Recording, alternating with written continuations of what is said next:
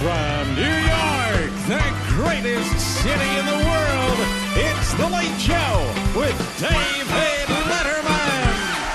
Tonight, host of The Late Show, Craig Ferguson. From This American Life, Ira Glass. And musical group The Black Crowes. Plus, Paul Schaefer and the CBS Orchestra. And now, inventor of the robot vacuum cleaner, David Letterman.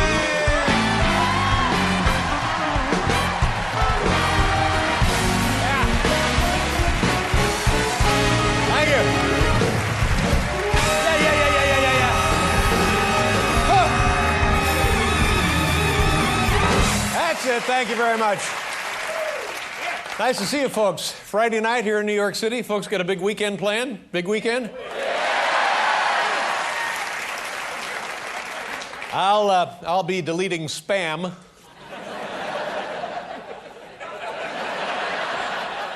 You know, this is nice. Maybe you know this. Yesterday was Bring Your Sons and Daughters to Work Day. How many of you participated in that yesterday? Did you? It was... I loved it. I brought my 4-year-old son to work and let him fire a writer. Nice.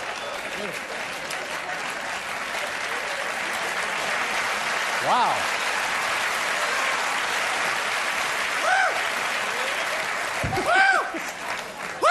All right, Paul. I bet you didn't realize that today is Arbor Day. Did you know that? Today is Arbor Day. Okay. A little too excited for Arbor Day. Are you like me? Do you hate the Arbor Day weight gain? Bring him back tomorrow and have him fire another writer. Oh. Stop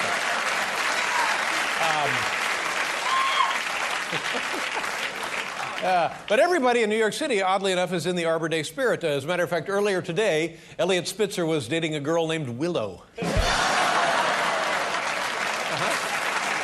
That's exactly right. You know what, ladies and gentlemen, prom season. Anybody here on a prom date? I'm gonna tell you, and I mentioned this before, my prom night was so embarrassing. I couldn't get a date, honest to God, and I had to take my cousin. And I don't know if it was more embarrassing for me or for him, honestly. I just don't know.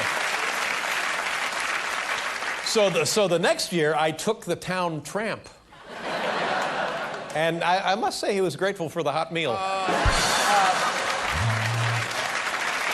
No. You folks excited about the big presidential campaign, the big shootout with the Democrats? Hillary Clinton, Barack Obama. Here's a big endorsement. Barack Obama has been endorsed by Bruce Springsteen. Mm-hmm. Yep. Well, I'm not done. Earlier today, John McCain was endorsed by Yanni.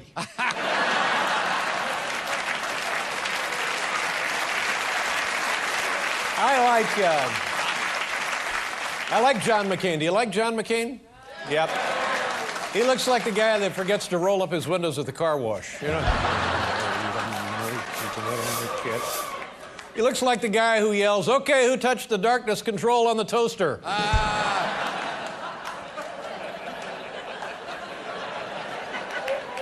Wow, here's stunning news. Russian President Vladimir Putin is divorcing his wife and marrying a hot young gymnast. Yeah, well, another success for eHarmony.com, ladies and gentlemen, because there you go. You get what you paid for.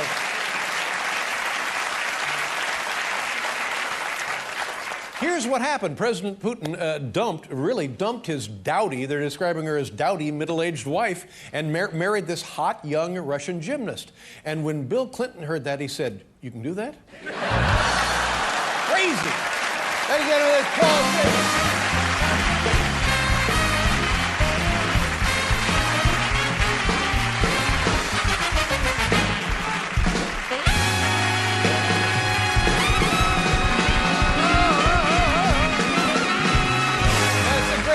Schaefer, ladies and gentlemen. Oh, you don't have to say that. Let me,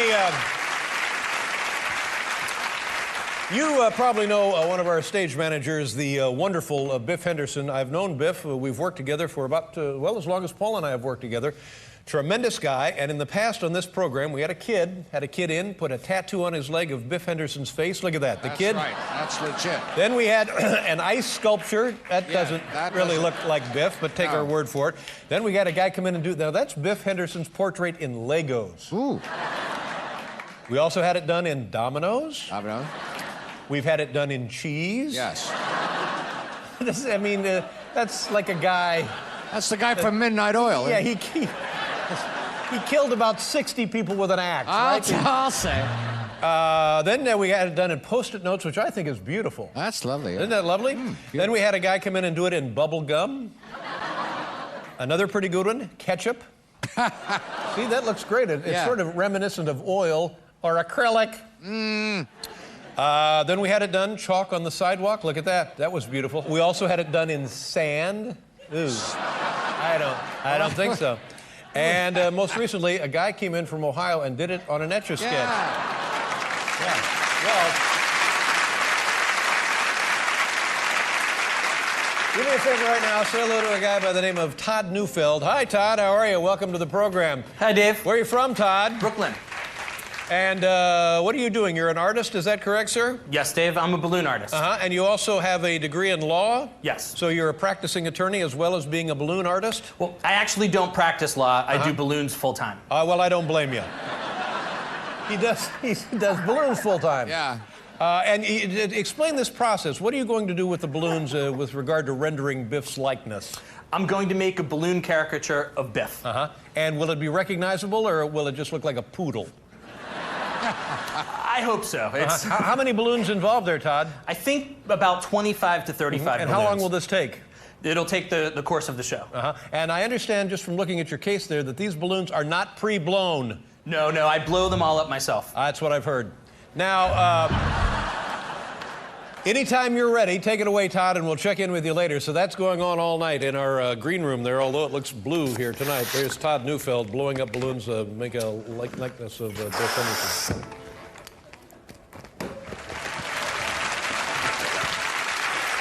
Did the woman leave? She what? That's Philomena. Philomena is her name.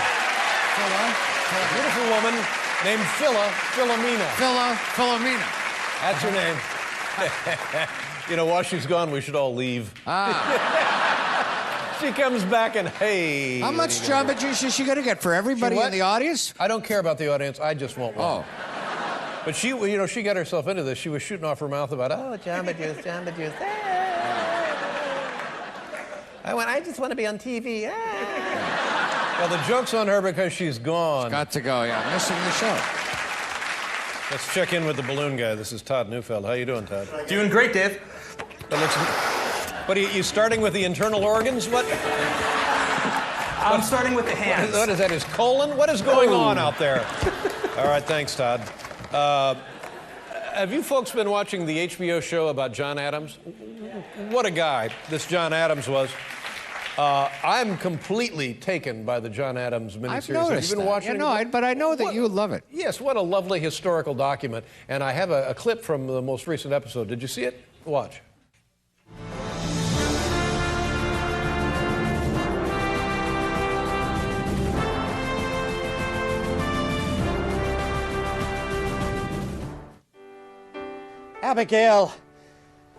Abigail, be a lamb and fetch me a crust of bread and a carafe of fine wine. I've had a frightfully fatiguing day. Get it yourself, you pantyhose-wearing load. All right. You think I've been sitting on my ass all day eating huckleberries? Okay, all right. Stop busting my balls, you old dried-up hag. I declare independence from my marriage to a moron. John, where are you? John?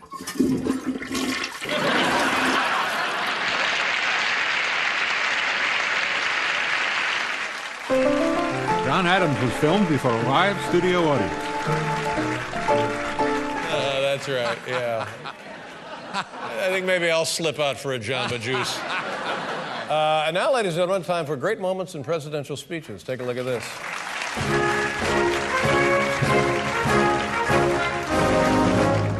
The purpose of these bases can be none other than to provide a nuclear strike capability against the Western Hemisphere. I shall not seek, and I will not accept the nomination of my party for another term as your president. And making decisions that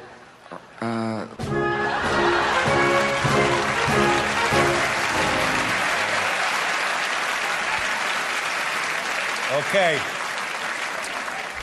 Now, here's the rundown on the program. Great rock and roll music, the Black Crowes. This is their CD, War Paint.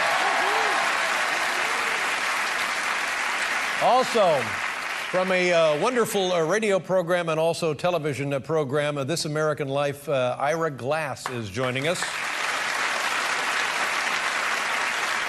And also, radio, television, and a film, apparently. Really? A film of This American Life. And the host of the Late Late Show right here on CBS, the very funny, the very talented Craig Ferguson is joining us, ladies and gentlemen. We'll be right back with tonight's Top 10 list, everybody.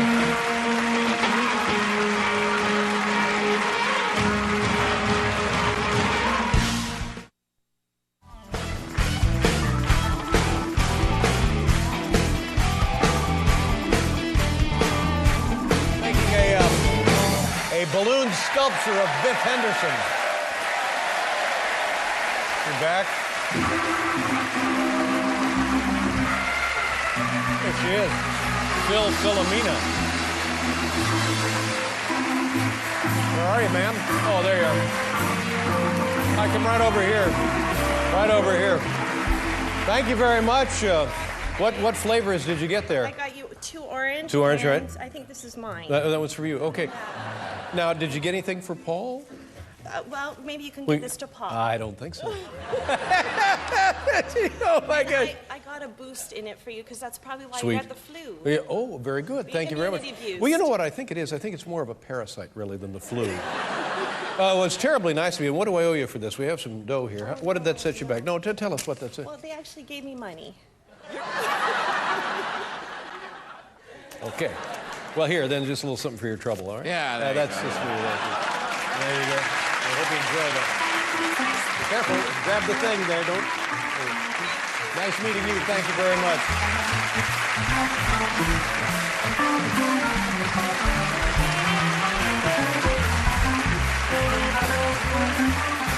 There you go. Thank you very much. I hope you enjoy that. I don't need the boost. She came back. I was hoping she'd be gone for a while so we could talk about her. Campbell's the tender-hearted pork and beans. Now, ma'am, did you get plenty? The rest of it's coming for the audience, right? Okay, good. I like the Jamba Juice. They've done a remarkable thing about the Jamba Juice. If you have one, you feel like you're on top of the world, right? You have about a third of a second one, you become violently ill. And they know this, but they've designed it so wow, that was so good, I better have another one. So they get you to buy 2 for 1. Here, let me try it. Whoa, that is Jamba! Yo! All right, ladies and gentlemen, here's the Late Show Fun Facts. Let's go.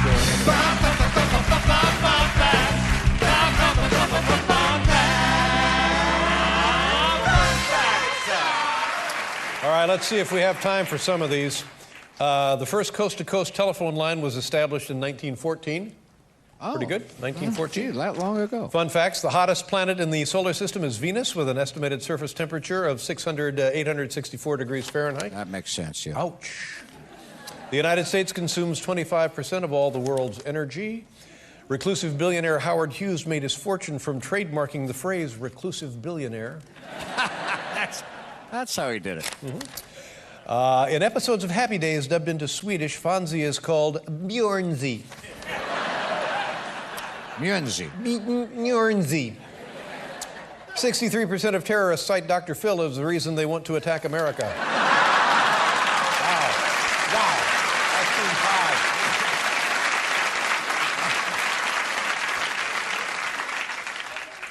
I figured out what happened. Over the weekend, I ingested something that wasn't potable, and now I have parasites. So you drank something that you shouldn't have That's right. been drinking. That's right. Yeah. What was it? I can't tell you. But I will say that family and loved ones and friends and staff members let me go ahead and drink it. An Amtrak locomotive takes 5,500 AA batteries. Wow, I didn't realize that. That's a lot, yeah, but that would power. The book of Leviticus contains the first known account of someone shouting bingo when they did not, in fact, have bingo. Despite being a traitor, Benedict Arnold was an excellent tipper. Mm. You know who's an excellent tipper is Al Gore's wife. Whoa!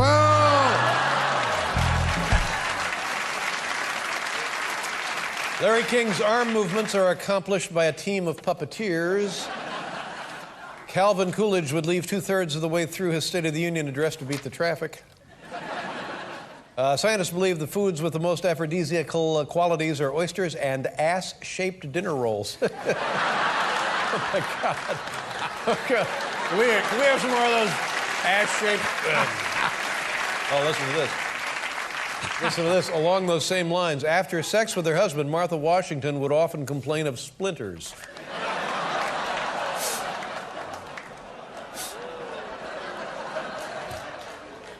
In a tense moment during the 1976 presidential debates, Gerald Ford hit Jimmy Carter with his podium.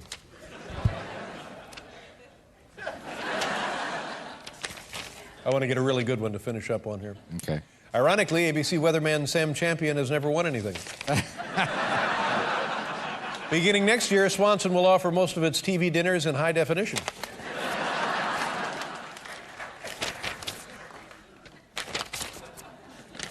Slim pickings, however. Well, I just mean you have to go through some names.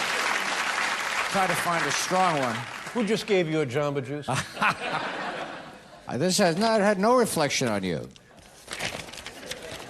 Believe me, I'm doing us all a favor. Okay, this won't work, but here we go. And finally, each year Americans waste 600,000 hours fumbling with the sleeve of their jackets. You know, just like, I can't get in there.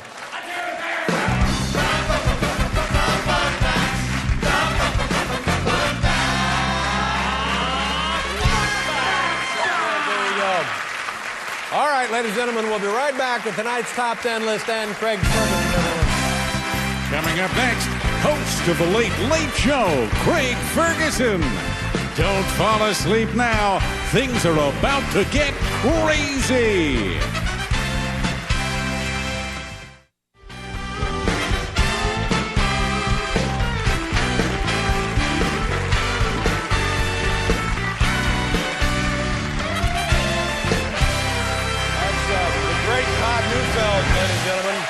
How are we doing out there, Todd?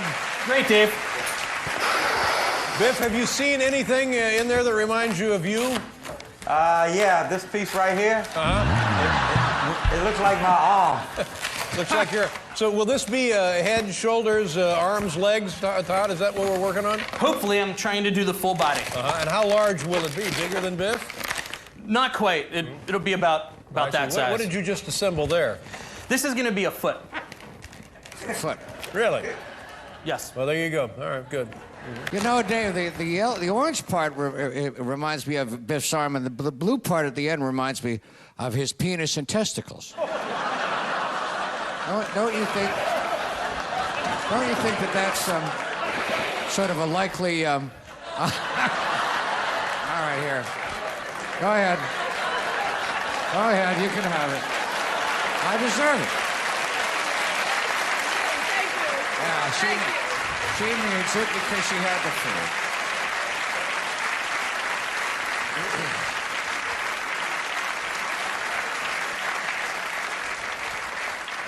Thanks, Paul. I'm glad we could get a minute. Our first guest hosts the Late Late Show, and by the way, you can see this show right after this show, immediately following on CBS, and tomorrow night he will be performing at the 2008 White House Correspondents Association dinner. Ladies and gentlemen, here's Craig Ferguson. Craig, come on up.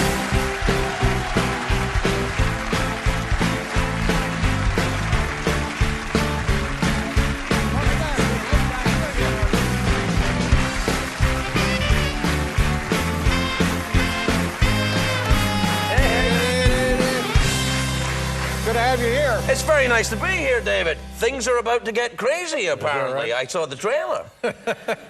Things are about to get crazy. The last time when you were here, you were just getting ready to take your citizenship test. Yeah. And I know for a fact that it came to pass. Congratulations. Thank you, on being American, a Now, thank you.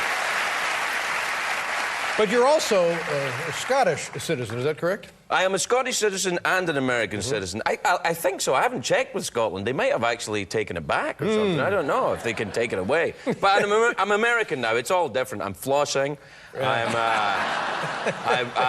I'm fascinated by the NASCAR. I go to the all-you-can-eat buffet in Vegas, and I can eat all I can eat now. Really? I can actually, I'm right there. Before, full. I was very European. I was very kind of, this is not a croissant, I don't like this. But now I'm like ham and eggs and Thai food and all mush. I love it. Well, good for you, and congratulations. And also, I know from recently there was a lovely piece about you in Newsweek. Oh, yeah. And I know from reading that you've been really grown fond of flying. I have. I started taking fly. I was terrified of flying, so I thought I'll learn to fly and that'll take it away. Well, why did you start? Well, Kurt Russell was on the show. You've had Kurt Russell here? Yeah, but I've never gone flying with him. Well, I haven't gone flying with him. I'm not his buddy or anything like that. I'm like, I get to fly around in a little airplane, but I'm not buddies with Kurt Russell. He's Kurt Russell. Yeah, but he started you flying. How well, did he that said, happen? why don't you fly? And I went, ooh, yeah, you're Kurt Russell. And I went to fly. And Really? He's Kurt Russell. You do what he says, You actually Dave. do what guests tell you. Sure, I Oh, that's a If Kurt Russell came on here and he said, Dave, get flying, you'd be out there. No, I don't think so. He'd look you in he's got a steely look. Well, I know that. Steely glare. Yes. So what was it like when you started to learn to fly? Well, it was terrifying at first, and now it still is. But it's... but I've soloed. Wow. Yeah. I'd never soloed in an airplane before. I've soloed before, but never in an airplane. I understand, sure. See what I'm saying? Thanks for that. We all see what you're saying. I'm going to Branson next week as well. Now, do you fly? Where do you fly out of in Los Angeles? I fly as Santa Monica? No. Van Nuys Airport. Van Nuys. Sure, Yeah, very, very busy airport. Yeah, you have to be extra cautious, I would Well, you have to be careful. There are other planes landing while I'm there. They allow other people in. I get on the radio, I'm like a breaker, 10-4, big duck coming through. Big duck coming through. Well, tell us about the solo. Well, I went up in the airplane and I was on my own. When I got in the airplane and I took off on my own, I thought that my first thought was, my instructor should lose a couple of pounds because the plane just popped straight in the air. Right, is that right? Yeah, without him in it, straight up. Yeah. And I thought, well, this is fantastic. And then when it comes down, it floats. When it comes down, I had to go around and try it again. No, wait a minute. That must have been was it a perilous moment for you when you can't get it down? Yeah, they had to talk me down from the tower. Really? No, I made that up. But they teach you. I was trying to make it more dramatic for you. It's like, and there was guys and they had the fire engines were parked and people were sweating and they were like, come on, kid, you can do it. And I'm like, I'm only a stewardess. I've never landed a plane before. And but there was none of that. None of that.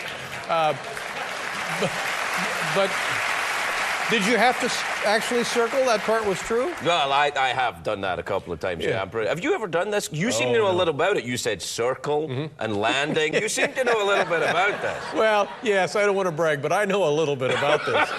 But I would never do that. I don't have enough confidence in myself. I think you're pretty confident. But how many times have you done, oh, geez, where are my car keys? Now, that's well and good if you're in a car. But if you're in an airplane, 2,000 feet, and you've lost something, that's not good. Well, you check before you go. You got to check all your car keys. Yeah. So when I land, I can get away from the airport. Get home. All of that, landing equipment. Now, yes, that's here. What is your immediate short-term goal for the flying? I want to fly over to Scotland and tell them I'm an American and let them know, and then come back. Really? Yeah. Wow, that's a lengthy flight, isn't it? It's a big, long flight, yeah. How is your son? He's 7. Is that right? We've had. Oh, I meant to tell you, we had a fantastic day today. We've been up all doing around New York. We went up the Empire State Building with my son, and I actually got you. You know, because my show comes on after you, I got you an Empire State Building pen. Oh, that's very thoughtful of you. Well, there's mine. Mine has Craig written on it. Can you see that? Yeah, there's Craig. And then I wanted to get one for you because, you know, you're Dave, but they were out of Dave, so I got you this one. You got that one? Let's see. Yeah, there Miguel. you go. You see that? Well, my middle name is Michael. Well, there you go, then. And it's purple. I know you love purple. Thank you very much. And like, if you use your pen on your show and then I use my pen, people will say, they're kind of in a gang or something. For example, look at this. I just check something off. It doesn't work that well, no. And how does Milo like the city? What other things have you guys done? Well, we went to... I took him to his first Broadway show. What'd you see? We went to see Mary Poppins. And I think, given his reaction to the show... He's 7, but given his reaction to the show, I'm thinking he's not gay. What was the reaction? Well, kind of like...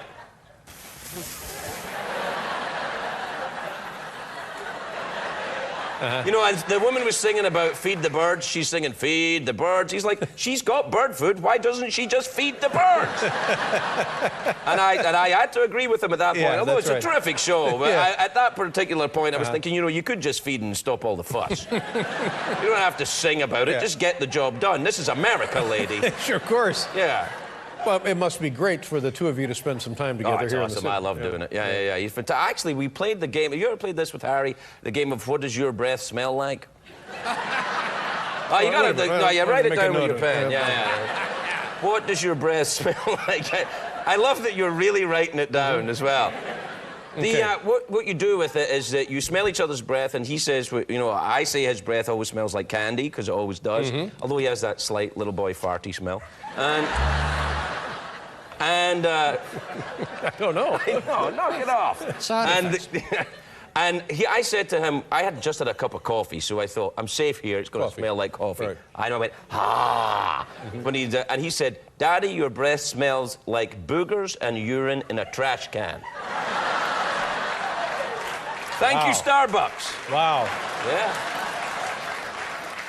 I'm sorry, was that burgers and urine? Exactly. Burgers and urine. And I thought, when have you smelled that, boy? When have you been rooting around? Has your mother had you around trash cans? No. But it's a very specific thing to name. Well, I'll try that when I get home. Yeah, ask Harry, you know, what does your breath smell like? Do you want to do the ha on me? Yeah. I got you a pen. I'd do it with Kurt Russell. Hey. Can I just say, by the way, when I became a citizen, it was very generous of you, and I called you, but I don't think the folks know, you sent me a great selection of fine quality meats. These are the best meats I've ever tasted. Yeah, they're tremendous, aren't they? Lord, from the Lobels. Yeah, of Madison shouldn't Avenue. Even really be called meat. It should be something else. It should be called something like schmeat or something. It's fantastic. Yeah, write it down. Schmeat, yeah, boy. But I have to tell you, business. Culturally, when a man sends another man meat, where I come from, we're kind of engaged. Well, mission accomplished.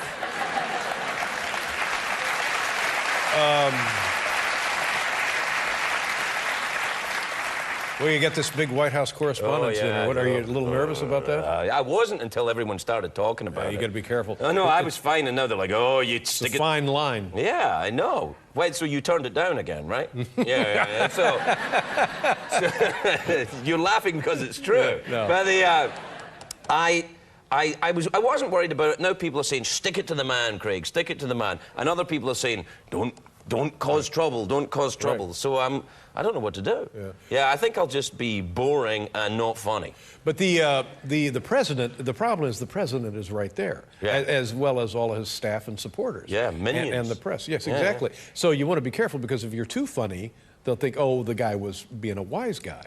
And if you're not funny enough, the people will say, oh, well, the guy's not funny. So it's hard to win this one. Well, I think going for not funny is the safe avenue for me. I think I'll just go there and kind of go, isn't America great, everybody? And you know, the thing is as well, it's a bunch of angry, powerful alcoholics who'll never give me their approval. It's like a family reunion for me. Do you know what I mean? It's just like going home. I have an idea. Oh, yeah? Come on, then. Take everyone a pen. That's a great idea. I looked for a George pen. They didn't have a George pen today either. And they sure as heck don't have a Condoleezza pen. I tell you that. Well, sure. Good luck. Anyway, and I guess people can watch this. It's on the C-SPAN or something like that, isn't it? I believe so. Something like that. Yeah. Is, 2008 White House Correspondents Association dinner tomorrow night. Thank you very much, Craig. Thanks, Always Dave. a pleasure. Always a pleasure. Craig Ferguson, ladies and gentlemen. We'll be right back. Check on the balloon guy.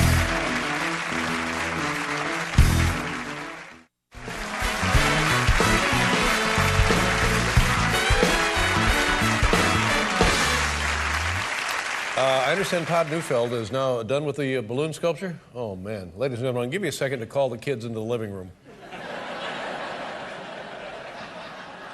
All right. Todd, are you in there? Yes, I am, Dave. We get a fanfare or something here? Let's see it.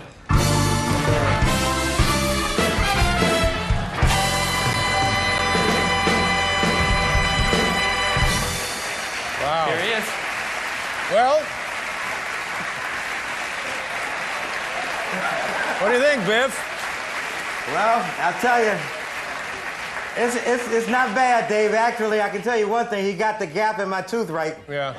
Yeah. It's pretty good. I want to say I would not have guessed that was Biff had I not seen Biff sitting right there. On the other hand, I will also say that's a pretty impressive piece of work. Yes, it is. To think that this guy just did that with balloons. Yes, it is. Todd Neufeld, ladies and gentlemen. We'll be right back with Ira Glass.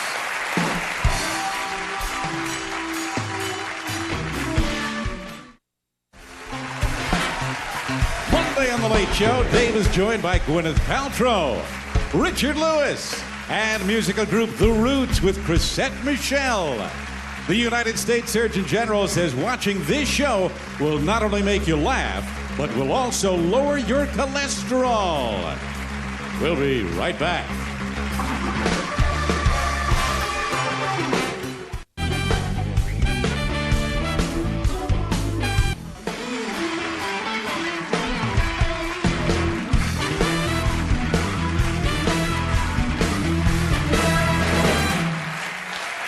I want to tell you, this is unbelievable. It's so tasty. What little I had of mine was very tasty.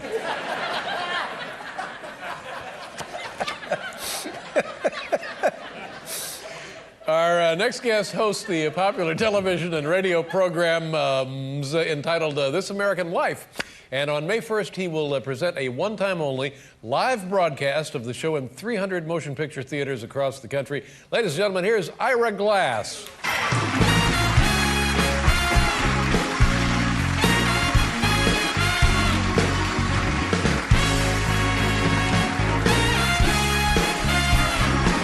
Welcome back to the show, Ira.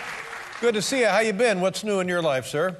We're having a lot of doggy drama in my life this week. What kind of dog do you have? I have a pit bull, a little rescue pit bull. Oh, good for you. Now, are they dangerous the way everybody portrays them? No, they're very sweet, actually. Very sweet? Yeah, they can be. Ours is a little timid, actually. Ours is actually very, very anxious, which is actually part of what we're going through right now. We just put him on meds a couple weeks ago. Really? Yeah, like the doctor first prescribed. Well, he'd be in situations where he's a pit bull walking down the street, and like little tiny dogs will bark at him and he'll cower. And there's no dignity in that. No. And so the vet, among the things that we tried, like the latest thing is that the vet prescribed Prozac for him. Really? Yeah. To kind of settle him down, calm him? And we said, like, is this like the regular Prozac? Right. And they're like, no, well, it comes in a meat flavor. Oh. It's identical, except for that. Now we switched him to Zoloft, and I don't know. And then we have the trainers. The Zoloft works better for him. Yeah. Did you ever go to a pit bull? And we have these trainers. Like, one of the things that he does is if somebody comes in the dog, it makes him the most anxious if they come in the house. And so we have a trainer who comes over, two trainers who come over, and just like try to calm him down with somebody else in the house. And one of the trainers brings her dog Sadie, and his favorite thing is that he'll run around. We pay the trainer to come and bring her dog Sadie, and the two dogs will run around, and the trainers are there. And so he gets used to, oh, it could be fun if somebody else is in the house. And he loves Sadie. And I always think, like, what would Piney think if he knew that, like, Sadie isn't really his friend, but we pay Sadie? Oh. Like, try to keep that from him. Sadie's just a whore. You know? Well, my goodness. With her love. Yeah. Yeah. Well, good luck with that project, certainly. Thank you. Now let's talk a bit about radio. You're one of these guys who has gone a long way, really, to revitalizing radio by making it something fresh and different. And there must have been people when you were a kid that had a big influence on you, the way you are now influencing others. When I was a kid, there were certain people. I mean, honestly, I came up through public radio, so a lot of the people were public radio people. I worked when I was a teenager for this like early proto-shock jock in Baltimore named Johnny Walker. I wrote jokes for him. And as I've gotten older, I'm a huge Howard Stern fan. Right, sure. I love. And though when I say that to public radio audiences, yes, thank you, Howard Stern fans. One person. The public radio audiences, they get a little chilly when they really? Yeah, they don't understand it. Though there's an overlap. Like every day on the radio station where I work, every day there's 8% of our audience is flipping back and forth between Morning Edition, NPR's show, and Howard Stern. So we are not legion, but there are some of us besides me flipping back and forth. Well, that seems about right somehow, doesn't it? I think he does a great show. He does a really wonderful show, and there are things to learn from it. He invented this thing where you know, they'll be having a guest on, and before the guest comes on the air they will talk about what are we going to do with this guest, what are we going to ask the guest, and then the guest comes on, and then they do the thing they talked about, and then the guest leaves, and then they review. Did that work? You know, what did you think? Right. And we stole that for one of our episodes. We were doing a show about testosterone. I heard this, as a matter of fact. And the substance of the show were these amazing stories, like the thing that was at the heart of the show is there was this woman who became a man and got these huge testosterone injections, and she told these stories just about how when she was a woman she was this like you know feminist lesbian woman, and she became a man, and the testosterone basically just turned her into a total hound, and she would find herself like walking down the street like scoping out women with all this testosterone coursing through her, and she could not stop looking at like women in this way, and it would totally put her in battle with herself. She's like, don't look, don't look, don't look, don't look, and she couldn't help herself from looking. And so as part of this show, just as one of the segments, we decided, well, we on our staff would all get our testosterone tested to see who was the highest, which I totally don't recommend in any office environment. And it's not good for morale and not good for what's the problem. Well, because all the guys wanted to be number one, but being in public radio, we didn't want to admit exactly that we wanted to be number one. And then all the women feared being number one. and then the number one person came out to be this gay Jewish Canadian, I don't know, really bad for all the other straight men, and so it just shows the level of testosterone the rest of us were working at, but we totally stole Howard's format. Like before, we all talked about who was going to be number one, you know, and then we all took the test and we opened the results on the air, and we found out, look who's number one, and then we talked about how we all felt, which was mostly terrible. So there's a lot to learn from his show. Now this one time only live broadcast, I think I've confused people, so I would now like you to explain to us what people will hear and see if they go to one of these theaters. Well, it's a mix of things. Like, basically, we have this radio show that's heard all over the country, and we found that a lot of the people who know our radio show have never seen our television show, and this is basically just an excuse to show it to them. This television show beginning the second season on Showtime. May 4th. Yeah. And so a couple days before that, on May 1st, we're doing this thing in movie theaters where we're giving audiences a preview of some of the stories from this upcoming season, and they're gorgeous, and they're really funny, and they're moving, and just they're great. That's a great idea. And we stole the idea from the Metropolitan Opera. Does this once a month. They'll take an opera and they'll put it into movie theaters so people around the country can see them sing in German. You've just been stealing ideas wherever you can get them. That's right, baby. High and low. Yeah. Well, that'll be very entertaining. It's May 1st, 300 theaters, and I guess if there's a theater in your town, you know about it by now, right? I guess going through the internet. All right. Well, just get in line and see what happens. Ira Glass, good to see you again, Ira. Congratulations on your testosterone. We'll be right back with Black Crows, everybody.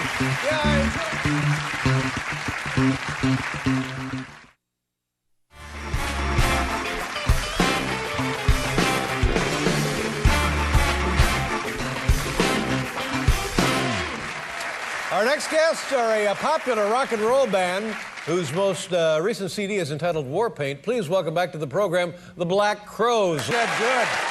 Gentlemen, nice to see you. Ladies, thank you very much. Chris, how you doing? Good to see you. The Black Crows, ladies and gentlemen. Thanks for watching. Have a great weekend. Good night, everybody. Good night.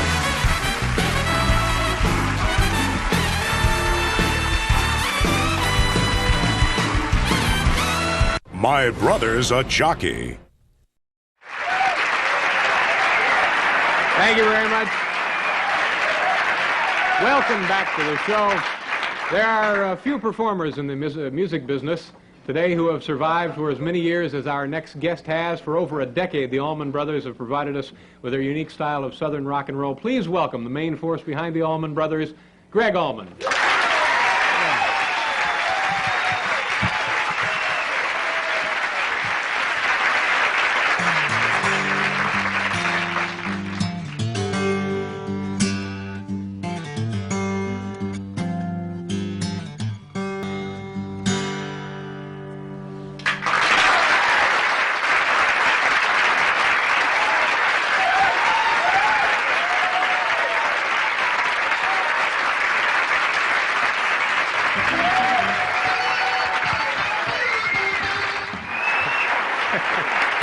Hi there. Welcome back to the show. Gregg Allman is here. Enjoyed your song. Nice of you to be here, sir. Thank you very much. I remember there was a time when President Carter was in office that you were, I was led to believe that you guys would get together and sit around his house and so on and so forth. Does that still go on?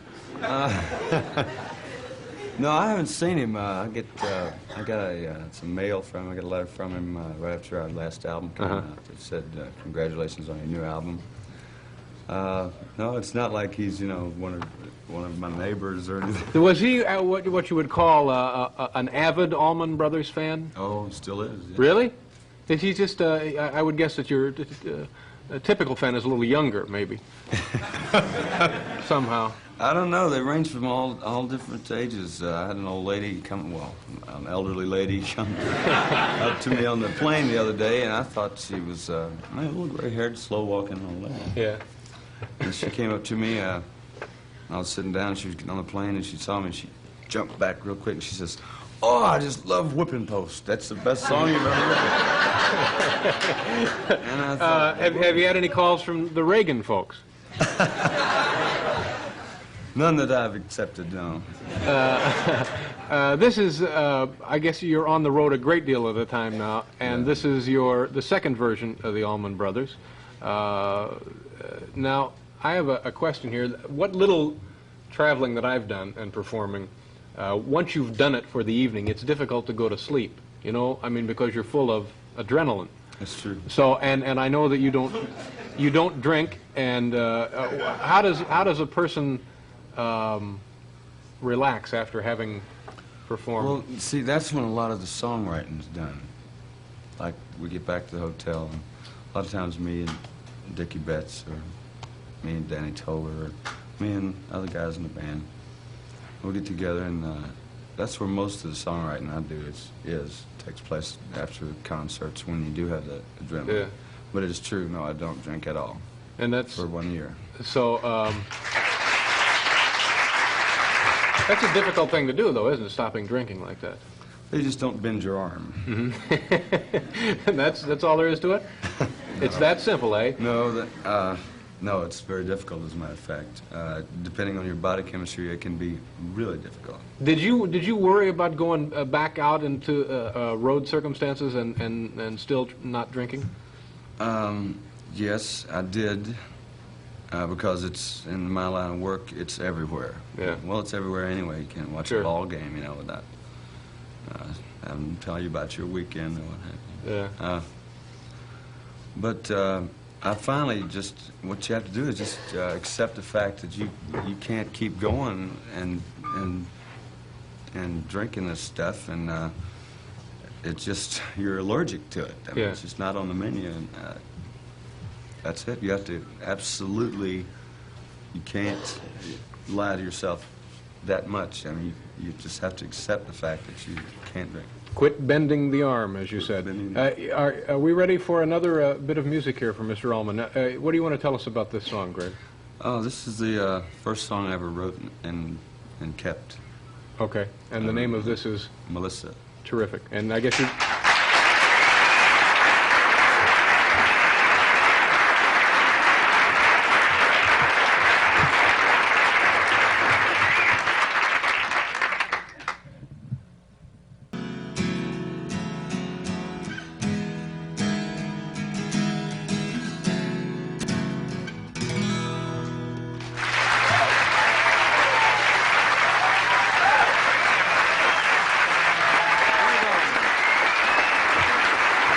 to pause here. We'll return with film historians right after this.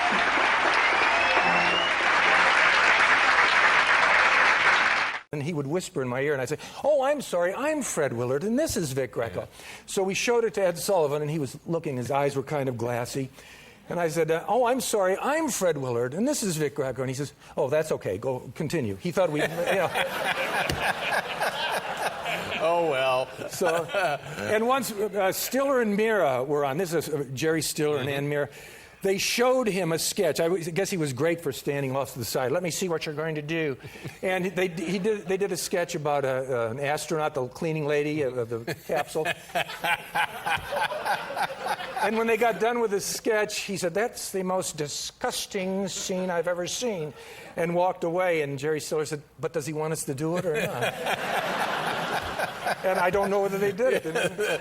Yeah, that's great. And that show, of course, everybody, I guess, still knows that for 20 years it was a mainstay in American life. Every Sunday. Well, at the time, it was Ed Sullivan and Johnny Carson. Right, that's right. where you broke through. Right. Today, there's everything. You know, MTV, there's a Comedy Channel. And you have, of course, why wouldn't you be in some very, very funny movies that your friends, Christopher Guest God and bless Eugene Christopher Levy Guest, and, I say it. on and on. Yeah, yes. It's like Best in Show. Yes. Mighty Wind. Yes. And I understand you're working on a similar project now, same group with Ricky Gervais? Or? Yes, he's kind of expanded Ricky Gervais. Isn't he tremendous, Ricky? Oh, he's wonderful. Yeah. And I met him at the Emmy Awards. Mm-hmm. And the wonderful thing about being in Christopher Guest's movies, they don't make $100 million. But the people that you like to see, like you, of course, you see. But Ricky Gervais came over to me and said, "Hi, Fred, I'm Ricky Gervais. I'm going to be in this movie with you." I said, "Ricky, congratulations. You were nominated." I didn't win. I said, "But the important thing is you're nominated, and we're here at the party." He says, "No, I really wanted to win." So I felt bad. He flew in from London.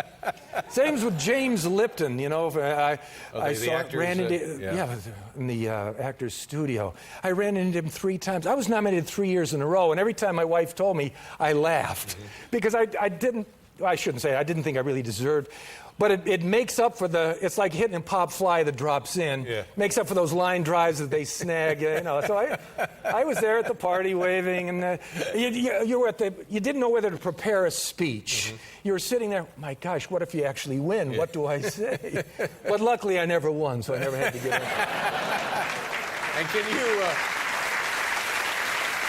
can you tell us, give us an idea of the film that you and Christopher Guest and everybody and Ricky Gervais are working on? The newest one is called For Your Consideration. Mm-hmm. There's a movie being made. In the movie, 3 of the actors hear rumors they might be up for Academy Awards, and that changes everyone's metabolism, you see. And I play the host of one of these entertainment magazine shows. And Christopher said to me, he says, he gave me one to watch. He said, "You won't last 10 minutes watching it." But because what fascinates me, the hosts, these are not young guys. They're in the 20s, 30s, 40s. They throw themselves entirely into it. Yeah. You know, Brad and Angelina will be on top of that story. And what's the latest with Britney Spears? So what they did, I had an idea for this host. I saw David Bowie wearing his hair very beautiful red back in the 70s on the Dick Cavett show. I wanted to have a wig like that. He said, "No, what we're going to do, we're going to cut your hair in a faux hawk." Now, that's one step short of a mohawk. Oh. They cut my hair so short and stuck it up in the middle, dyed it blonde. I went home. My wife says, "We can't go out for 6 months." It looked great on the film, but it's and I play the fool again. But it seems like a tremendous topic for you and your friends to be working with. Oh, it is. It's wonderful to work with them. And, you know, in improvising, they teach you, they say, don't go for jokes. Just listen to your partner, which I try to do, but occasionally, like Jane Lynch plays my partner, the co-host, and she says, "You know, we have a story coming up on blind prostitutes coming up next." And I said, "You know what they say about blind prostitutes? You really have to hand it to them." And,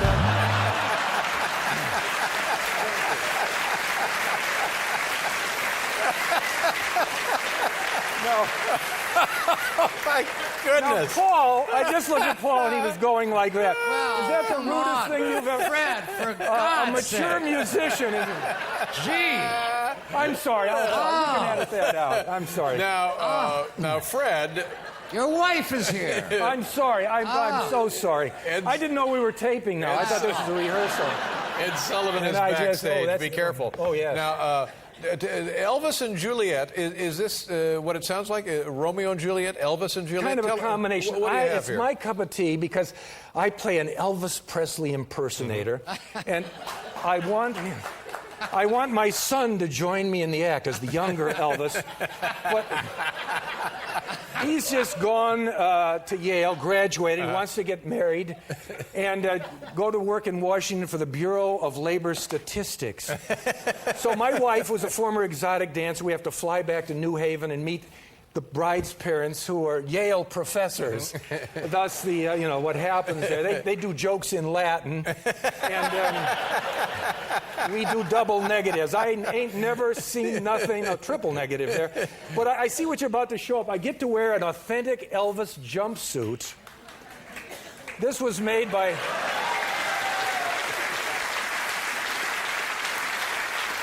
You look great, Fred. You know, there's thousands of Elvis impersonators, and there's a whole hierarchy. In fact, the newer, younger Elvis impersonators also actually do impressions of the older impersonators. I'm being silly again. Did I mention running naked through Central Park? Did. Well, are you about to cut away? I just want to mention that if folks, I don't know if there are tickets, but the show continues now through July 2nd, so they don't have much more time to go see it. About one more week, and it's a limited run. The Abingdon Theater, they do original shows by American playwrights, and if you and Paul ever wanted to put a little skit show together and come down, they'd open their arms and welcome. No, you don't. I don't think so. But now, speaking of playwrights, am I correct that your wife actually wrote this? Yes, she did. Yeah, and I wasn't her first choice for the part. There you go. Someone dropped out at the last minute. She said, "What am I going to do?" And her friend said, "Well, what about Fred?" She said, "Fred who?" Yeah. Oh, yeah. Well, you got to hand it to her. Yeah, I've got.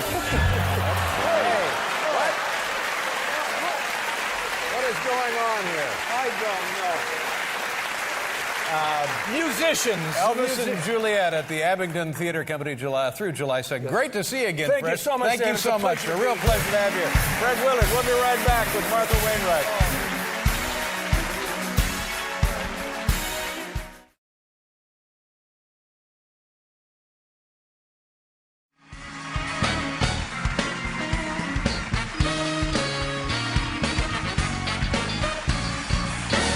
Thank you very much, Paul. Our next guest is a funny and talented man starring in a new comedy series entitled Back to You. It premieres September 19th at 8 p.m. Here's Fred Willard. Oh, Fred, come on out.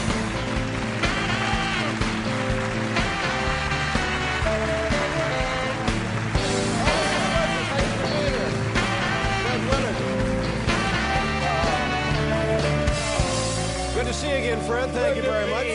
I knew Mark Twain was a humorist. I didn't realize he was that acerbic a wit. Oh, sure, yeah. Amazing. Read some of the early stuff. You'll be amazed. I was thinking about you today, and I remember watching you for years and years and always thought, this guy is very funny, and everything he's in is very funny. And you've been in many, many wonderful projects. Yes. Of course, this is Spinal Tap. Yes, you were in that, along with our friend Paul Schaefer. Yes, And I think my earliest recollection of you being on television, and maybe you were even here in this theater, was it the Ace Trucking Company? Yes, actually, our first visit, had a partner before that. Team was called Greco and Willard. And, you know, Ed Sullivan had kind of a way of introducing, there were not many transitions when he would introduce people. Right. And we were on, I think the first time they had the All-American football team. Oh, sure, the Kodak All-American. Yes, and left in Whiskey of Notre Dame, from quarterback Hughes from Ohio State, from fullback Jankowski from Eastern Carolina, and here's Greco and Willard. And the audience was kind of puzzled because we came out, they thought, are these two football players? And our sketch was about, I was supposed to be a professional baseball player who had established a record for most games in which I had not appeared. So we got into kind of a tussle about me and the MC. And so people thought, well, this is two football players having a fight, maybe an inter-league rivalry. And so there was silence for several minutes. And then finally the audience caught on, and they were laughing. And at the end, we got a nice hand, and Ed Sullivan, in his inimitable way, the big applause, he comes out, all right, hold it down, hold it down, hold it down. And everyone quiet down and says, now let's hear it again. For heaven's sakes, we're not here to have fun. No, wonderful. He was a wonderful character. Now, wonderful character. I heard about this gig you had this summer, and apparently you've done it 2 years in a row. It's some big, huge stadium show in Utah. It's called the Stadium of Fire. It's Never heard Provo. of it. Really, it's a very patriotic thing. It's a Brigham Young University stadium, beautiful stadium. There's the mountains in the background. You know, it's God Bless America, the choir. They have a jet flyover. Right. Brooks and Dunn were playing there. One of the young performers from High School Musical, which always confuses me. I didn't know it was a Broadway musical or a movie. Yeah. It's a TV show. That's right, a big immensely hit. Popular with the kids. His name was Corbin Blue, and unfortunately I kept calling him Cordon Blue. I don't think that's... And his manager would come up and say, Fred is calling him Corbin. But he's a wonderfully talented kid. And I was with a microphone. I'd have to be out there to introduce. And there's that feedback. Yeah. And if you ever saw, Lou Gehrig when he was giving his speech today, every once in a while he'd go like that. It was from the feedback of the proudest man. Oh, can we turn it down? But the point is, you didn't notice that Lou Gehrig going like that. I didn't realize that Lou Gehrig had asked them to turn the PA down. Please. I'll have to go look at that archival footage. I've got enough problems here, please. Then you hear, please. Problems. Well, it's interesting. And at the end, he just walked off like that. That they cut out. No. Yeah, that's wise, sure. Yeah, but I'll tell you, the high point was, and it was scary, there was a guy who put jetpacks on himself. And he was one of only 7 men who have ever done it. You see the old 1950s science fiction film. He lifted himself up and flew all the way around the stadium and landed. And just before they did that, they said, we don't know whether he's going to be able to do that because of the weather conditions. Then I said, well, gee, that's going to leave a big hole in the show. Sure. And then I thought, if he gets up there and goes around and doesn't hit where he's supposed to, that's going to leave even a bigger hole. Right. And I was going to have a line like, well, at least you have a good seat position for the opener of the BYU football season. And you had that ready to go. Yeah. Just, well, you have to be ready. You got to be on your... I mean, if God forbid, and I said something lame like, while you're up there, could you see I-15? Is the traffic very heavy? But, if he crashes, what do you say? All right, everyone stand back. He'll be all right. Give him air. Yeah. That was his problem. He had too much air. He was 150 That's feet right. in the air. Yeah, well, but he landed and everything was Everything fine. was fine, yeah. It was so patriotic that if you'd been there, you would have gone up and enlisted. In the armed forces. It really was. I'm not kidding. Give you a good feeling. Yes, it is. Yeah. You'd be like Jimmy Cagney. What do you mean I'm too old for this man's service? Well, I'll dance up that wall. No, but it really is. That's that Midwest boy. It's red, white, and blue. And I think the last time you were here, you mentioned something about it. Was it a blind prostitute? Oh, yeah. Do I have that right? Blind prostitutes. Right. You really have to hand it to them. That's yes, right. that's Now, listen. That's what I thought. Now, Fred. Yeah. When you come to New York City, what do you like to do? And then when they say, is that it? Then you're really in bad shape. Now, anyway, I interrupted you. That's fine. We can cut all this out. Let me ask you a philosophical question. If a joke does not get a laugh, is it still funny? That's something to mull over. I think it can be. But anyway, what were you about to ask me something? Somebody told me this was a roast. What I was going to ask you was, when you come to New York City, what do you do for fun? I love the theater. Yeah. One thing, I bring my wife because she's very supportive. Because usually I get several responses when I do this, after I do this show. Some friends will call and say, boy, you only got a couple of minutes on that show. You really cut you short, huh? And others will say, what night were you on? I did. But my wife is there. Her job is to say, when I come off, say, you were terrific. You were terrific. Even if I wasn't, you were terrific. Now, later at night, she'll say, Fred, you were wonderful, but let me tell you something. Next time you go on a show, when you come out, I know this joke is not, I didn't even do that joke, did I? No. Give it a try. Well, the joke. No, it's not a joke. I was told that I'm playing a sports announcer on Right, this on the new new series. show, sure. So they told me to make sure not to sit like this when I come out and talk. Why is that? Oh, maybe it's normal. I don't know. Maybe it's more like this. Is that okay? That's it. But so, what are the Mets going to do this year? That's the whole point. And she'll say that is not. I know you think it's funny, but it's really not. yeah, not funny. Now, your wife is from the Boston area. Boston Yeah, area? Big Red. That's partly why I'm such a big fan. I'm so proud of her. She had sex with so many Red Sox during their big pennant-winning years that, and it's wonderful. I still talk to her. What Carl Yastrzemski? What was he like? And I just wish if she'd been around when Ted Williams was playing. You know, the stories. But she says you'll have to ask my mom about that. Oh, God. Oh, but that's the thing. But yeah, she's from Did I go Boston. too far? I thought this was a roast. Somebody told me this was a roast. Now, Fred, congratulations on the new series. It's called Back to You. Now, this is a big one. This is Kelsey Grammer. Oh, good heavens! And Patty Heaton. Patty Heaton. Sure. America's Sweetheart. That's right. We have some wonderful actors, Ty Burrell and Josh Gad and Ida Field. And it's so much fun. The writing is so rich. Yes, and witty. Yeah, Fun. Must be a lot of fun. Rich. September. Mark Twain was witty. This is rich. September 19th at 8 p.m. Back to you. Fred Willard, always a pleasure, Oh, Fred. thank you so much, David. You were great. That's great. Thanks so much.